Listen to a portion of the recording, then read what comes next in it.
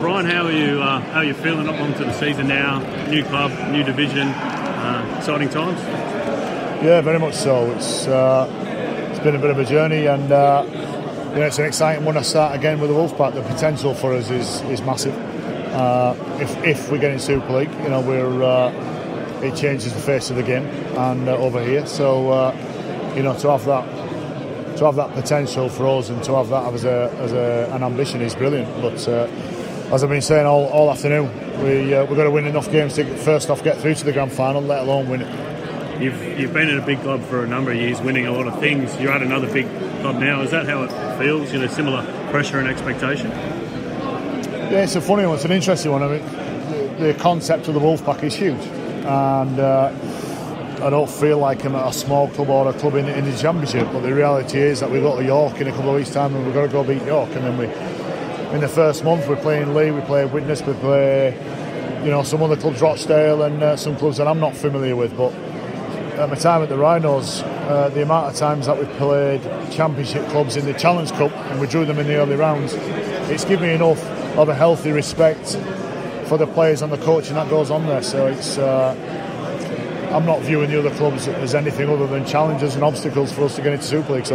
we're going to approach it like that. Your departure from the Rhinos obviously was a shock to a lot of people. Your time out of the game, what did you get up to? Was it in a way nice to be out of it for a bit, or did you, were you eager to get back as soon as you could? No, everybody talks to me as if I was out on my feet, and everybody says, "Oh, I bet you've had time to freshen up." It was great. I was loving it. I mean, we were having a tough season at the Rhinos, and when it happened, it was a shock. I didn't think it was the right thing. I still don't think it was the right thing now, even on reflection. But that was a decision that made. I'm not bitter.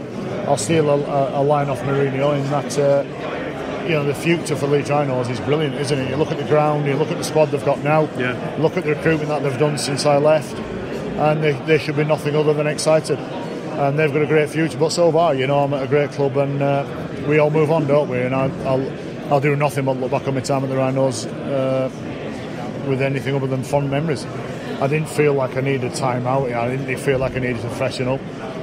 Quite often I was bored and frustrated and wondering what to do next. So it's great to be back in front of a group of men talking to blokes about doing some stuff that they don't necessarily want to do because it hurts, but you convince them to do it, and that's the beauty of coaching, and that's the stuff that I love. On Toronto, how's Matty Russell? Is that looking like a serious injury or shoulder? Yeah, we'll have to see. He's done something to his rotator cuff. He's got some damage there to his labrum, so we'll have a look at that. It could be a 6-week injury, but let's hope that's all it is. I don't think it's going to be any less than that. Let's hope it's not one of those 3-month jobs. There's a lot of speculation about Ryan Brearley, obviously with Joe Miller coming in. Can you see him going out on loan, or you want to keep him there and keep the competition for halves that you've got?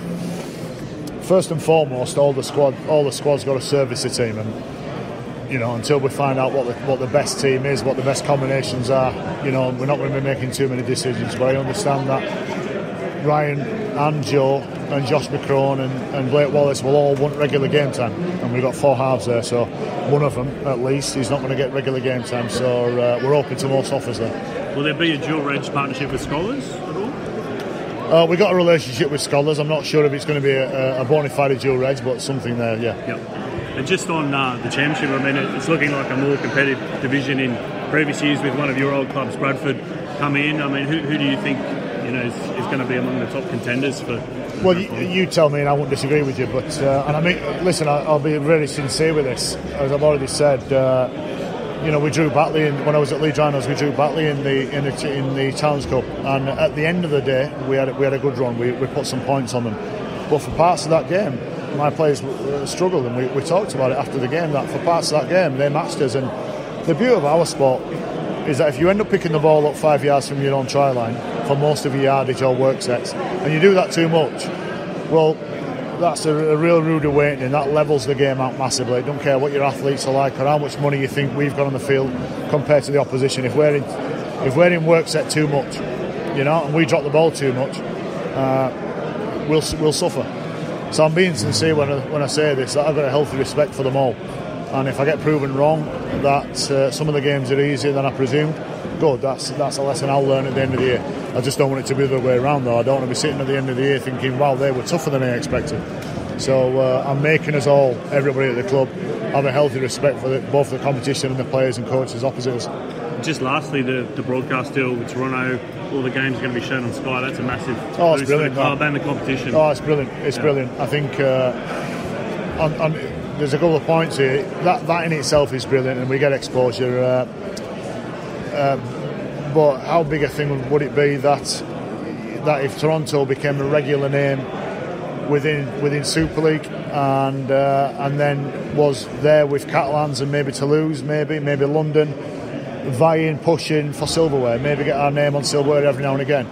We've all got a burning ambition, 90% of the people I talk to in the game have got a burning ambition to make Super League over here, Rugby League over here, bigger than what it already is, have better investment, have a better sport, a bigger sport. The M62 corridor being better than what it is might help. It might help, but I think you'd have to have a really good argument to disagree with this. In that, if London or Toronto or Toulouse or Catalans win regular, then we are talking like a real credible global sport that's mixing it with all the other sports in our country, and that's what really excites me about coaching the Wolfpack.